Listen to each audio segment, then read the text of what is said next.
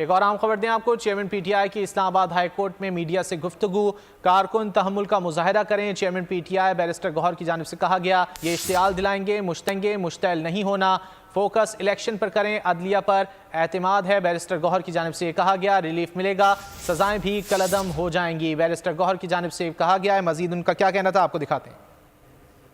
کو پاکستان تحریک انصاف کے ورکروں کو، سپورٹرز کو، کینڈیڈیٹ کو اور ہمارے پورے ملک کے جو بھی ویل وشرز ہیں ان سب سے درخواست ہے کہ آپ تحمل اور برداشت کا مظاہرہ کریں۔ انشاءاللہ ہائی کورٹ اور سپریم کورٹ پہ ہمیں اعتماد ہے، at the end of the day ہمیں ریلیف ملے گا انشاءاللہ تعالیٰ۔ اگر یہ کنوکشن بھی کرتے ہیں، کنوکشن خواش ہوگی، لیکن آپ لوگ تحمل برداشت کا مظاہرہ کریں، مشتعل نہ ہونا، غصے میں نہ آنا، قانون کو اپنے ہاتھ میں نہ لینا، کوئی ایک کنکری آپ نے نہیں پھینکنی، آپ تحمل کریں تاکہ ان کی توجہ ہم الیکشن سے نہ ہٹوا سکے۔ یہ ہٹانے کی کوشش کر رہے ہیں، الیکشن پہ فوکس رکھو۔